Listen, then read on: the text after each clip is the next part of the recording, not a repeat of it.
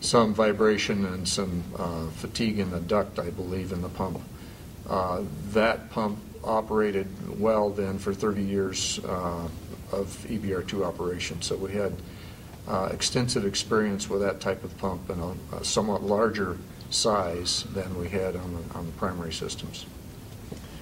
An interesting feature of that pump that might be considered too is that in the secondary sodium system, that is the intermediate loop of sodium between the primary system and the steam system, there was every attempt made to minimize the number of valves that were located there because of concern of leakage. And the electromagnetic pump in that system not only operated very well, but we used it as a valve. In other words, you could stop the flow, any natural convective flow or other tendency of the sodium to move in that system by the voltages you applied to the pump. So it was a very interesting tool that we were able to use during the course of EBR-2 operation. One other thing I would comment about pumps, one of the things we did with EBR-2 was conduct some very extensive safety tests. We did the loss of flow without scram tests, loss of heat sink without scram tests. And the very good thing about the centrifugal pumps, the mechanical pumps, is that we had a very predictable pump coast-down profile because of the rotational inertia in the pumps, which was a benefit to the reactor and the safety case we made for it. That kind of a profile is much more difficult to achieve in an electromagnetic pump configuration. That would also be a major consideration for a designer. Make sure that they integrate the pumping characteristics with what they want to achieve in safety of the plant. And in terms of maintenance and operation of the centrifugal pumps, each was removed twice and maintenance performed during operation of EBR-2, as I recall.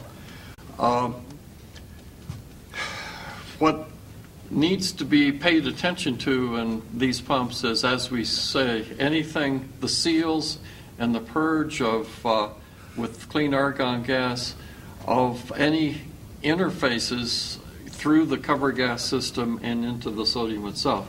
Those systems that operate below the sodium level are pristine.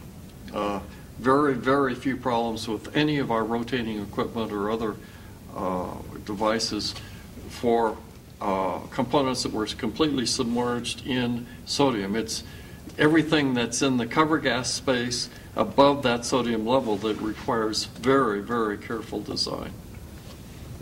I'd like to make one comment. I think this would be a good time to make it. Is behavior of sodium as far as behavior as a coolant, as a interaction with materials. With the exception of certain materials, and we've done a lot of studies during the EBR-2 lifetime with the interaction of sodium with various materials. But one thing noticed during our draining of this sodium primary tank was that sodium is a very benign coolant with respect to the stainless steels and other materials that we typically use in the sodium construction. One thing that was almost shocking to us when we saw it was when they built the reactor tank, there were manufacturers' stamps and marks and actually pen places where people had written plate numbers in pen on plates to keep track of what plates they were. When we drained the sodium system after 40 years of operation, those marks and those manufacturer's stamps were still visible. What we saw under the sodium was basically everything was almost as if it was as pristine as it was when it had gone in. So as far as general corrosion really didn't exist. And comparing that to water plants or other typical plants, that's an amazing thing to see. So the real issue is with sodium aerosols in this cover gas space, not in the sodium itself. What's your opinion about need for in-service inspection And we've had some interesting events we've recovered from in EBR-2, dropped assemblies and such. Any comments about undersodium viewing and instrumentation that you'd like to make? Well, I think on issues with maintaining components that are under sodium, there was an effort late in the plant's life to develop under sodium viewing systems. One of the key problems is if you have something go wrong in the sodium pool, unlike a water plant, you can't just go down and look at it. You have to feel or otherwise detect the status of equipment. Specifically, things like we had a couple of instances where during fuel handling, a fuel assembly was dropped. And to try to find where that was so we could pick it up and take it out was a significant issue. So I think there needs to be more emphasis on coming up with ways of detecting things under the sodium surface, or again on ways to be able to drain the sodium sufficiently to allow you to do viewing in the tank. And that does present issues, especially with the respect of having to drain a coolant in a reactor that has significant decay heat. So it is an area that needs a lot more study.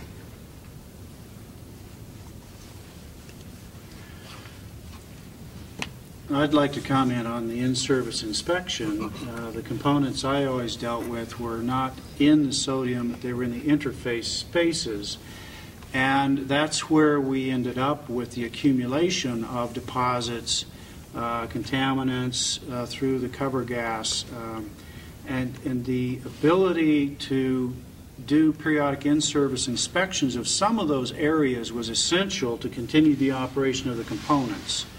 In other areas, I think it is important to be able to perhaps provide confidence to others that certain areas, such as in liquid sodium piping systems, areas have not eroded. So in-service inspections would be very important from that respect. And I know that Ron did a lot of life extension studies and perhaps could address some of what you have discovered as in-service inspection needs. On the issue of in-service inspection, and particularly in the sodium-cooled system where it's opaque, what we did was typically look at areas of potential problem areas, be it swelling due to neutron fluence accumulation or leakage, of course, in sodium systems. But we would look at ways to detect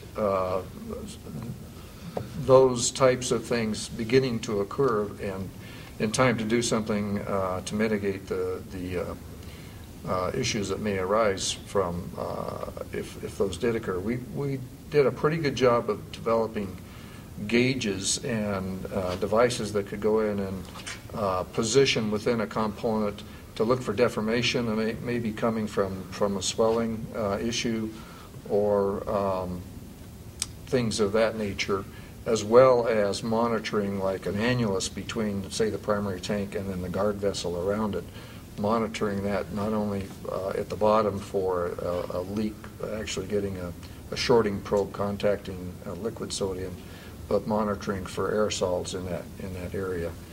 But that and engaging, developing gauges to look for dimensional changes, more specifically in the primary sodium system, and those types of inspection techniques can be used to satisfy some of the ASME code requirements also for in-service inspection. So it's a matter of looking for what types of failures or impending failure, what can you detect that would give you an indication of something that may be reaching a point where it could be a problem eventually. Specifically, one of the areas we looked at was the swelling of the grid plate that supports the subassembly, supports the core.